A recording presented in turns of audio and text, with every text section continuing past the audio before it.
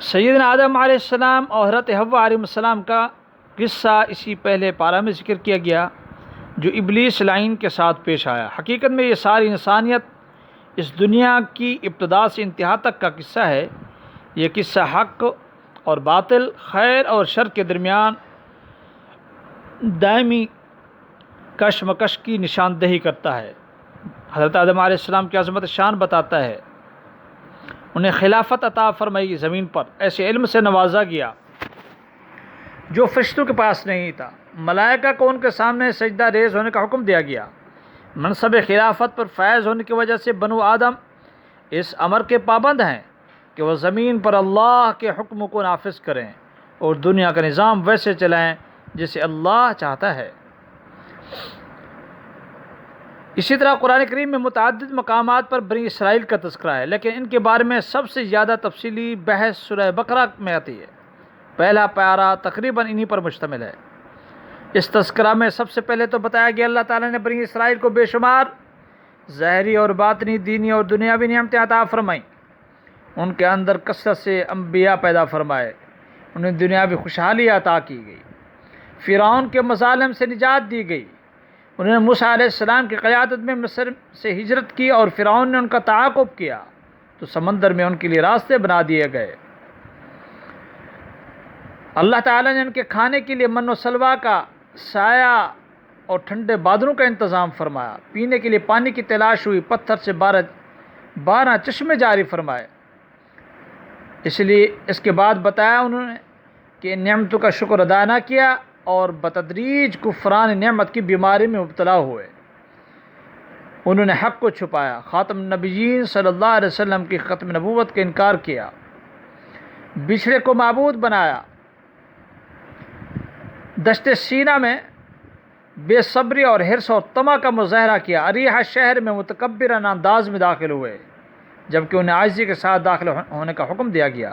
انہوں نے انبیاء علیہ السلام کو ناحق قتل کیا، بار بار بدعہدی کی، ان کے دل سخت ہو گئے تھے۔ انہوں نے کلام اللہ کی میں لفظی اور معنوی تحریف کی، شریعت کے بعض احکام پر وہ ایمان لائے اور بعض کا انکار کرتے رہے، بغض اور حسد کی بیماری میں مبتلا ہوئے۔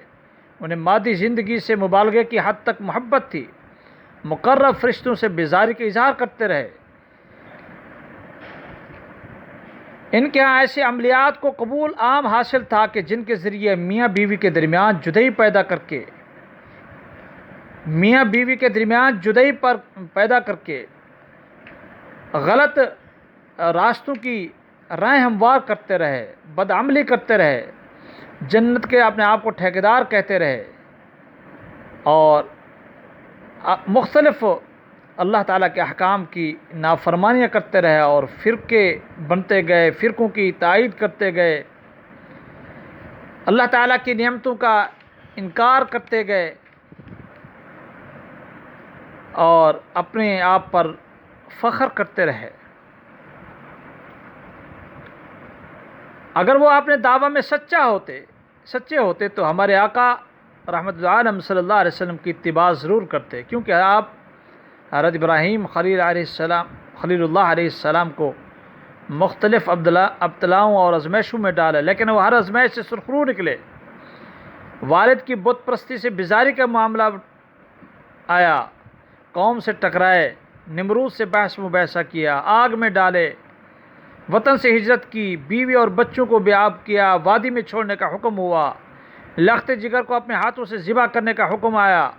اللہ کے خلیل ہر مقام پر ثابت قدم رہے اور ان کے قدموں میں ذرہ برابر لغزش نہیں آئی۔ اس ثابت قدمی کی برکت تھی کہ ان کی دعائیں قبول ہوئیں، مکہ مکرمہ پرامن شہر بنا، وہاں کے رہنے والوں کو پھلوں کا رزق میسر آیا۔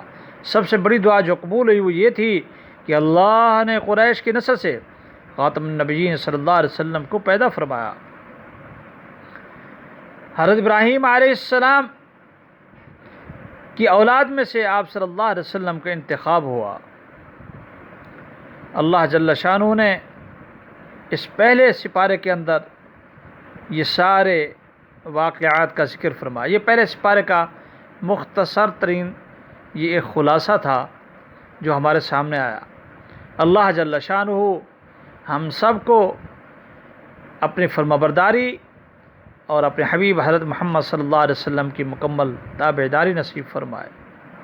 آمین یا رب العالمین، وصلی اللہ علی النبی الکریم الامین۔